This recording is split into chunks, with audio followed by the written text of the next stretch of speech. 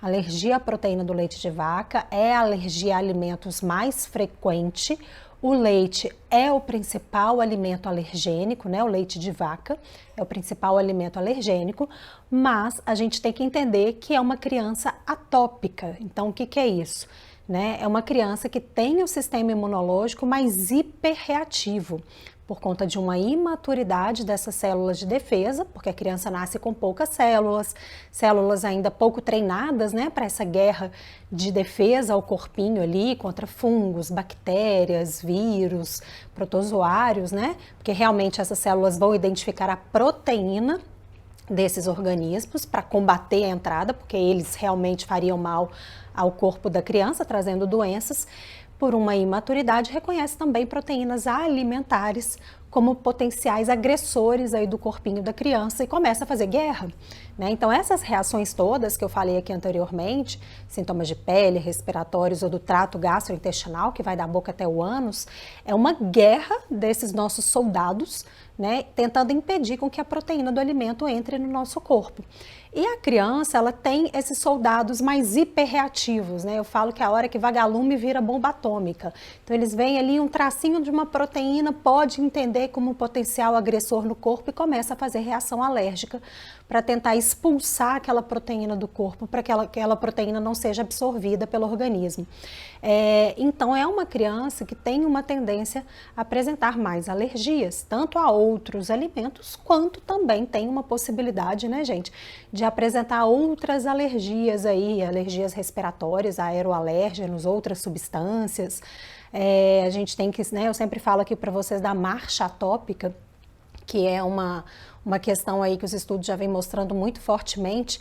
A criança nos primeiros anos de vida, né, essa criança atópica, que geralmente tem uma genética de atopia, então pai, mãe, tios, avós, geralmente tem alguém ali da família que já trazia uma alergia, mesmo que não seja alimentos, né, mas a gente sabe que se, por exemplo, a mãe for alérgica, a criança tem 40% a mais de chance de nascer com alergia alimentar. E não precisa ser alergia alimentar da mãe, tá? Pode ser alergia a fungos, ácaros, pelos de animais, pólen, né, outros medicamentos, né, qualquer outra substância. E se pai e mãe são alérgicos, aí a criança já tem 80% de chance a mais do que outras crianças. É chance, né, gente? Nada é 100%. É percentual, é aumento do fator de risco. Então teria uma chance maior também de ter ali, expressar uma alergia a alimentos, né? Aqui no meu caso, eu sou muito atópica, né? Tenho muitas alergias respiratórias. Depois, mais tarde, fazendo a dieta para amamentar meu filho, eu também descobri alergias alimentares, né? Ao leite, que eu não percebia que o leite comprometia muito a minha parte respiratória. E depois, pelo meu uso frequente da soja, porque eu não estava conseguindo mais tomar leite e me sentir bem, eu também desenvolvi uma reação à soja, com refluxo. E o meu marido também, né? A família dele tem uma genética muito grande de alergia, e no caso deles, alergias alimentares mesmo, né? Minha cunhada é a PLV até hoje, ele tem várias primas com alergia a alimentos, ele faz alergia a camarão. Então eu falo que por aqui eu acho que essa chance era acima de 80%, não tinha muito como o João Arthur escapar da alergia alimentar não, né? Mas a gente tem que lembrar que são chances, né? São percentuais. E a criança pode fazer reação alérgica a outros alimentos.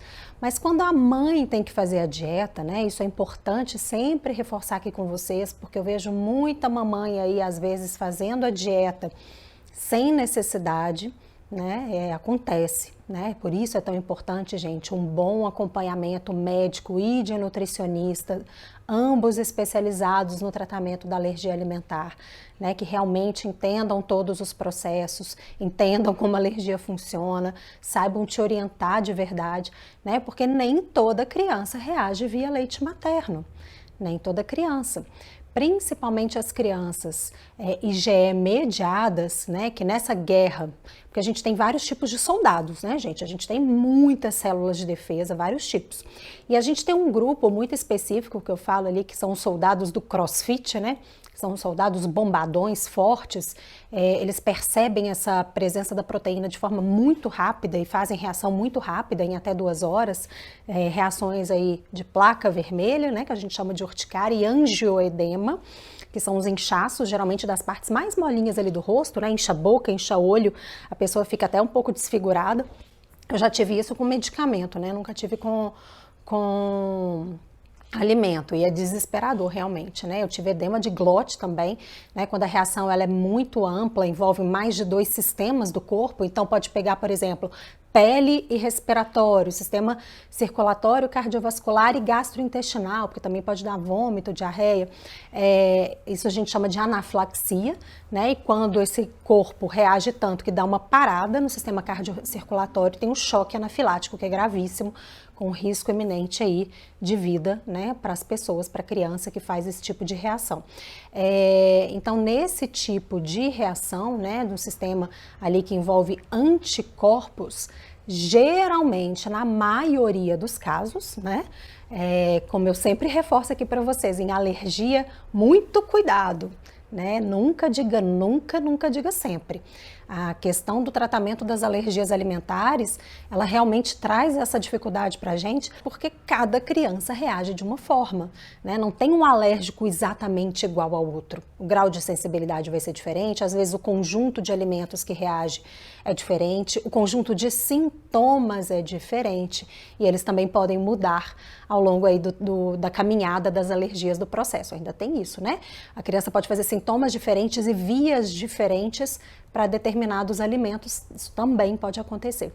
Então, para a criança que está em aleitamento materno exclusivo, é muito mais difícil, não que não tenha casos, porque tem, tá? Mas é muito mais difícil, é menos provável que a criança faça reação de placa vermelha e inchaço. Esse tipo de reação, na grande maioria dos casos, vai acontecer na criança quando é introduzido fórmula, né? Principalmente de forma bastante precoce aí na criança. Muitas vezes, né, gente, a gente sabe que essa fórmula é introduzida ainda lá na maternidade. Algumas vezes os pais nem ficam sabendo, né? Ainda tem essa prática em algumas maternidades, não tem essa parte, né, do parto ali humanizado. Então, enfim, crianças que ainda vão para berçário, né, mesmo que não tenha uma real necessidade, que poderiam ficar ali ao lado dos pais o tempo todo, mas acabam indo para berçário à noite, para a mãe descansar e acabam oferecendo fórmula, isso ainda acontece, né, ou muitas vezes, porque também acontece alguma questão ali no parto, né, por conta ali de eventos com a mãe ou com a criança, que essa criança, né, tem uma impossibilidade ali da mãe amamentar logo naquelas primeiras horas, né, algumas coisas graves que acontecem, a mãe precisa ficar internada, ou a criança, ou nasce com alguma condição especial que tem que entrar com o uso de fórmula mesmo, né? Os estudos recentes, os mais recentes, já mostram que esse tipo de prática é um fator que aumenta o risco para a criança desenvolver alergia à proteína do leite de vaca, tá? Então, na grande maioria dos casos, sintomas de placa vermelha e inchaço via leite materno é mais difícil. Quando a criança apresenta esses sintomas só quando é dada a fórmula do leite de vaca para ela, gente, né, lógico que tudo pode mudar, né, o grau de sensibilidade da criança pode mudar ao longo do tratamento, mas inicialmente a mãe não tem necessidade de fazer a dieta. Tá? Então conversem isso muito bem com o médico de vocês, expliquem como foi a história clínica, né? Por isso que a gente sempre fala aqui, reforço para vocês a importância da história clínica. O que aconteceu? Como a criança começou a apresentar esses sintomas para que o médico consiga analisar de forma correta, inclusive para fazer o fechamento do diagnóstico correto, né? Então, a criança vai apresentar esses sintomas só tendo contato ali com fórmula, ou a criança maior, quando vai fazer a introdução de alimentos, introdução ali de derivados do leite ou do próprio leite de vaca, né? Que a gente sabe aí que isso é ideal que seja feito mais perto ali de 1 aninho, depois de 1 aninho, aí quando deu ali um queijo, um creme de leite, um próprio leite de vaca, aí a criança começou a apresentar sintomas. Então, muito possivelmente a mãe não precise fazer a dieta, tá? Esse é o primeiro ponto.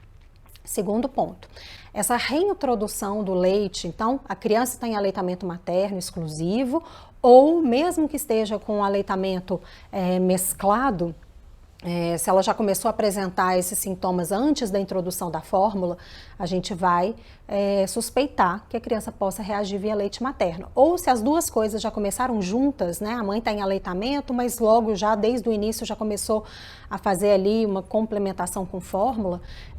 E hoje não é dia da aula aqui para falarmos sobre necessidade ou não de complementação, tá, gente? Vamos dizer que realmente é necessário complementar. A gente sabe que na maioria dos casos não há necessidade, mas tema para outra aula.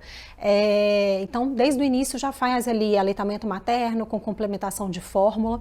Realmente fica difícil saber se a criança reagiu só à fórmula ou ao aleitamento. Então, inicialmente, o médico pode propor uma dieta para a mãe, né, até para conseguir fechar de forma correta esse diagnóstico.